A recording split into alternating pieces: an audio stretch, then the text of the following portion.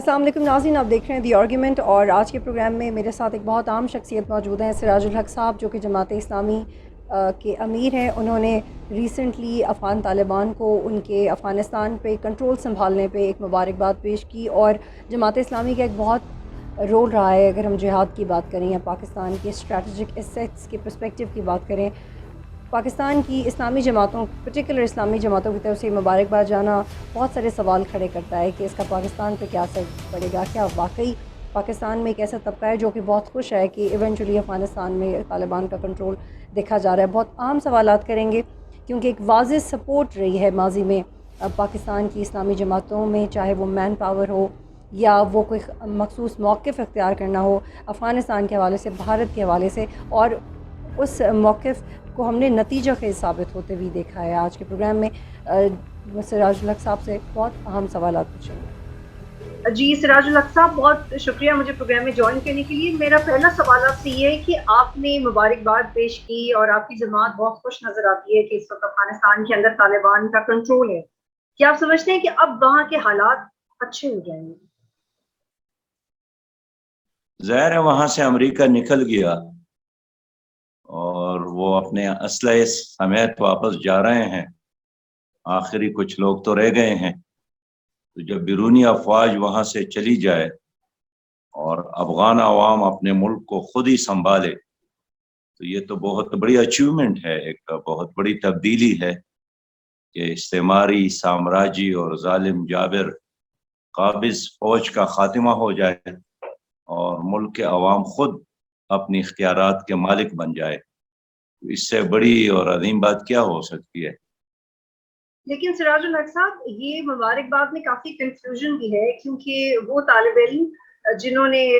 वाकयात को अपनी शायद आंखों से नहीं देखा लेकिन किताबों में पढ़ा है, उनके लिए बहुत कंफ्यूजिंग सर्कमस्टांसेस रहे हैं कि पाकिस्तान के लिए जंग का मतलब क्या रहा है। कभी हम अमेरिका के साथ ही होते हैं, कभी हम पे प्रेशर होता है, कभी हम ये कहते हैं हमारे एसेट्स हैं, कभी कहते हैं हमारे एसेट्स नहीं है, और फाइनली जो बयानिया पर तैयार किया गया है वो ये है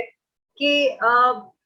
हमारा इनसे कोई लेना देना नहीं है। और इनफैक्ट सिक्योरिटी की मीटिंग्स में भी यही कहा गया कि टीटीपी और टीटीए एक ही है। जब हमारे सिक्योरिटी इदारों का ये बयानिया है कि हमारा इनके साथ वो ताल्लुक नहीं रहा, कोई स्ट्रेटेजिक ताल्लुक नहीं रहा जैसा पहले था, तो फिर सर आप किस बात पे खुश हो रहे हैं? आपको इसमें पाकिस्तान का क्या फायदा नजर आता है?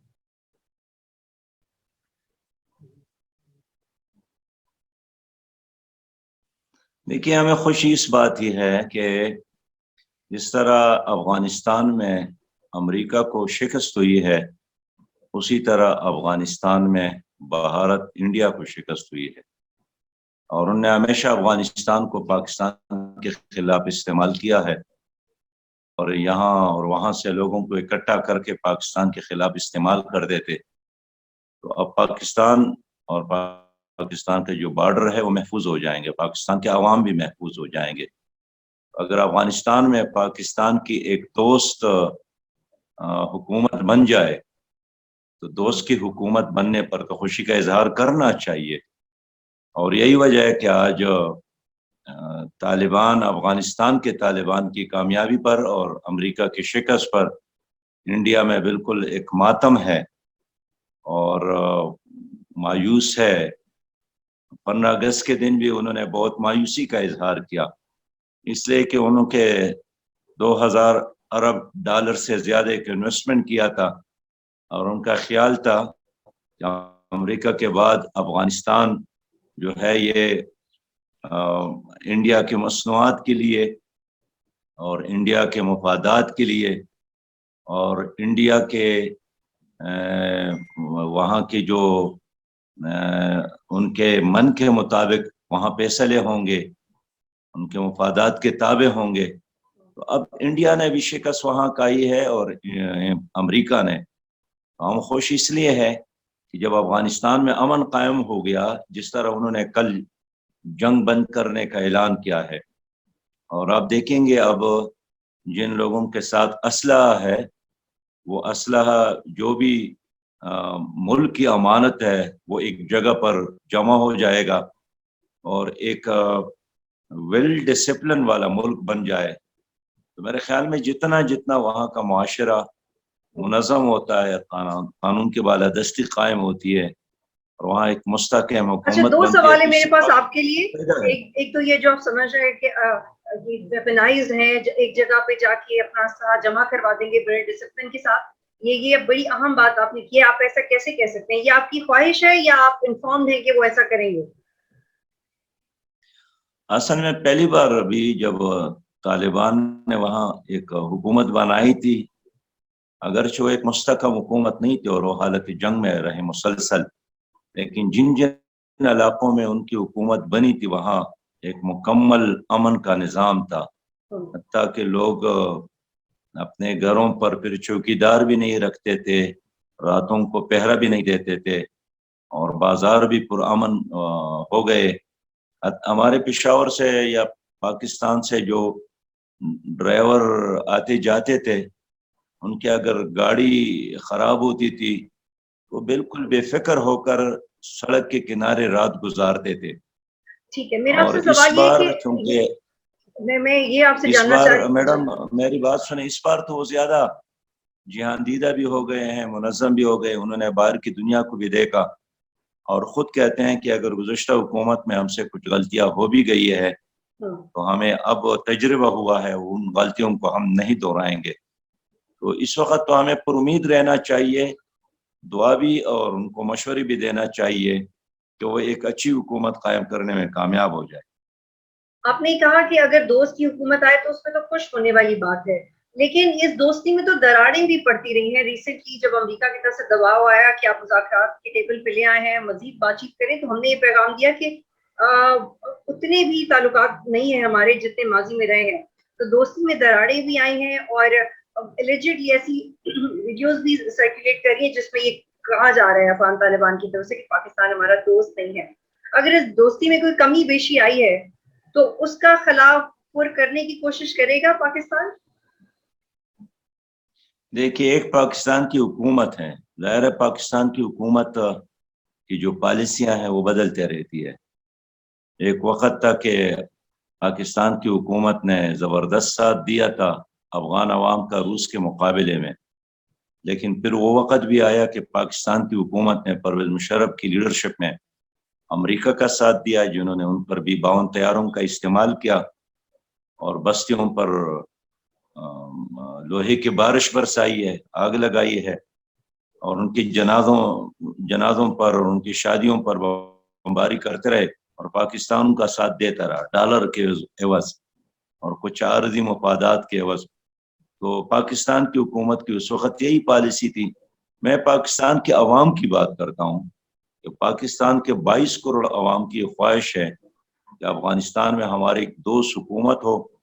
اور ایسی حکومت ہو کہ وہ اسلامی بھی ہو, پرامن بھی ہو, اور افغانستان اور پاکستان یک جان دو قالب بن جائے, اور کابل اور اسلام آباد کے درمیان جتنے تعلقات بہتر ہو, جتنا زیادہ سے زیادہ انڈرسٹینڈنگ ہو, اتنا ہی عالمی اسلام کے لیے بھی اچھا ہے اور اس ریجن کے لیے بھی اچھا ہے. سراج الحق صاحب, آپ نے دیکھا ہے کہ گھنٹوں میں ایسی ایسی تبدیلیاں رونما ہو رہی ہیں اور ایسے ایسے بیانات آ رہے ہیں افغانستان کے اندر کہ آپ کوئی ایک کمپوز سوال نہیں اٹھا سکتے, بلکہ ایک بڑی بدلتی ہوئی صورتحال ہے جس میں سوال بھی بدلتا رہتا ہے. جیسے 2 دن پہلے تک یہ لگ رہا تھا سب کو کہ طالبان کا کنٹرول آ گیا ہے تو میڈیا بند ہو جائے گا اور شاید حالات بدترین ہو جائیں, لیکن 2 دن سے کابل پر امن ہے. باقی شہروں سے بھی یہ رپورٹس آ رہی ہیں کہ معاملات انڈر کنٹرول ہیں, خون ریزی خدا نخواستہ یا بلڈ شیڈ نظر نہیں آ رہا.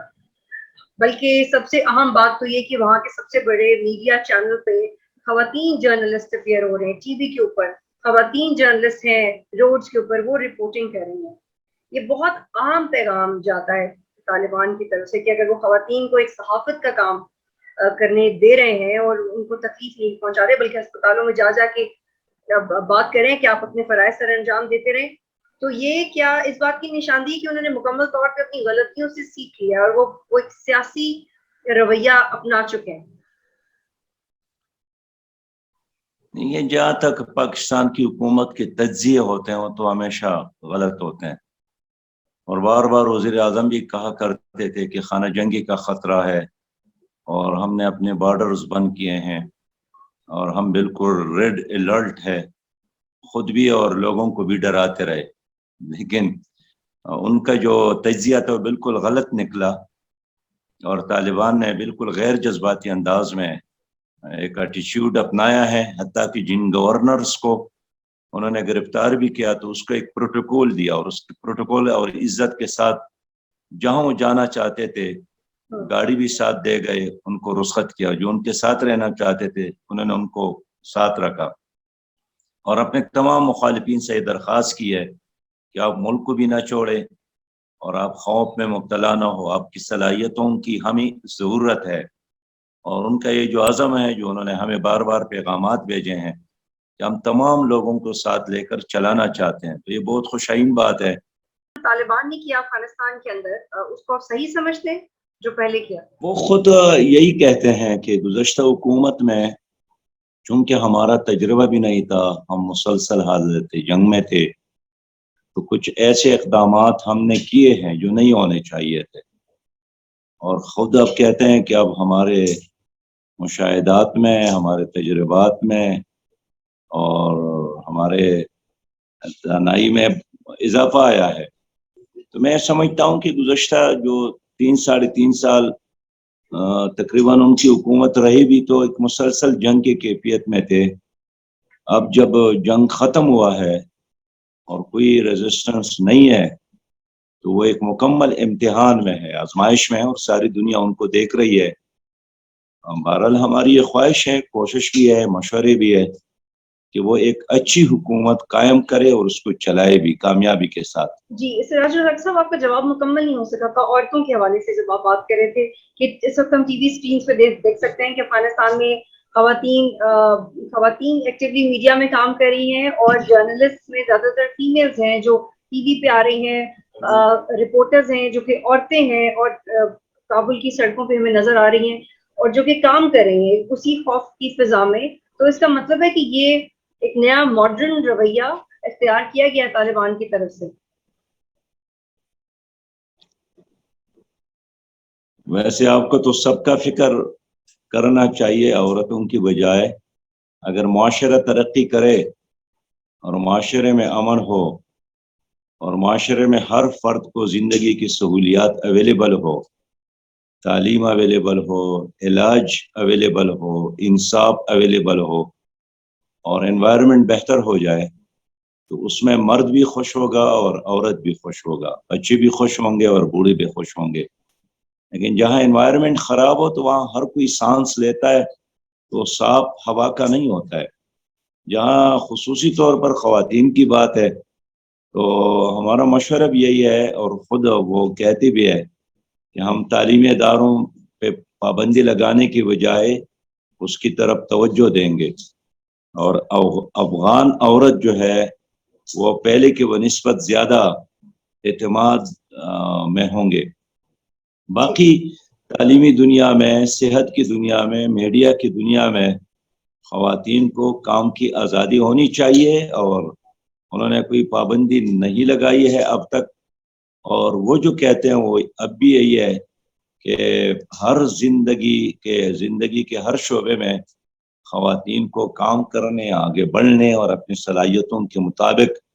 اپنے فرائض اور ڈیوٹی انجام دینے میں وہ آزاد ہوں گے۔ جی سراج الحق صاحب، انہی تمام حالات میں ایک اور بڑی سرپرائزنگ ڈیولپمنٹ ہوئی، وہ یہ کہ ہم نے جیل بریکس دیکھے۔ افغانستان میں کئی جیلوں کو کھلتے ہوئے دیکھا اور مولوی فقیر پھر کچھ گھنٹوں میں کنر پہنچ گئے۔ یہ جب پہلے انیشلی یہ سب سمجھ رہے تھے کہ شاید طالبان کی طرف سے ہوا ہے، لیکن انہوں نے پھر اس کی وضاحت کی کہ یہ افغان انتظامیہ نے جیلیں کھولی ہیں۔ تو اب آپ سمجھتے ہیں کہ اس کے بعد پاکستان میں حملوں کا خطرہ بڑھ سکتا ہے، تو اس کی ذمہ داری پھر کس کی ہوگی؟ دیکھیے، یہ تو افغان طالبان نے پہلے سے ہی اعلان کیا ہے کہ نہ صرف پاکستان بلکہ افغان سرزمین کسی بھی ملک کے خلاف استعمال نہیں ہوگی۔ لیکن ہم پاکستانیوں کو جو تشویش ہے کہ ماضی کی طرح افغان سرزمین پاکستان کے خلاف استعمال نہ ہو، تو جس سے بھی ہمارا رابطہ ہوتا ہے وہ یہی کہتا ہے کہ ہم جس طرح افغانستان میں امن چاہتے ہیں اسی طرح پاکستان میں بھی امن چاہتے ہیں، اور میرا یقین ہے انشاءاللہ۔ آپ دیکھیے گزشتہ عرصے میں انڈیا اور پاکستان کے بارڈر پر جو ٹینشن تھا اس سے زیادہ ٹینشن پاکستان اور افغانستان کے بارڈر پہ رہا، اور حکومت پاکستان نے باڑ لگائی بہت ہنگامی بنیاد پر، اور اس پر ارب ہا روپیہ خرچ کیا۔ باڑ کے علاوہ وہاں جو سیکورٹی کے لوگ مسلسل صبح اور شام پہرا دیتے رہے، وہ ایک اور ٹینشن اور دباؤ پاکستان پر رہا۔ لیکن اس انتظامیہ سے قبل، یعنی اشرف غنی اور کرزئی صاحب کے انتظامیہ سے قبل جو طالبان کی حکومت تھی، اس میں ہمارا بالکل نرم بارڈر تھا، اس پہ کوئی چوکیداری کا نظام ہی نہیں تھا۔ اور اب کی بار اگر ان کی حکومت قائم ہو جاتی ہے، مستحکم ہو جاتی ہے، تو میرا خیال یہی ہے، بلکہ یقین یہی ہے کہ پاک افغان بارڈر وہ ایک محفوظ بارڈر تصور ہوگا، اور پاکستان کا یہ ٹینشن اور یہ دباؤ پاکستان پر ختم ہوگا، اور وجہ طور پر ہم بھرپور توجہ انڈیا اور پاکستان کے درمیان جو بارڈر ہے اس پر دے سکیں گے، اس لیے کہ افغانستان کی طرف سے ہمیں کوئی خطرہ نہیں ہوگا۔ باقی اگر پاکستان کے اندر کوئی دھماکہ ہوتا ہے، کوئی تخریب کاری ہوتی ہے، تو ظاہر ہے یہ ذمہ داری تو ہم کسی اور ملک پر ڈالنے کی بجائے سب سے پہلے ہماری اپنے ہوگی کہ ہم اپنے ملک کو مضبوط کر لیں، اپنے اداروں کو بہتر بنا لیں، اپنی چوکیداری نظام کو بہتر بنا لیں۔ ہاں، اگر یہ بات سامنے آتی ہے کہ کوئی ایسا آدمی ہے جو افغانستان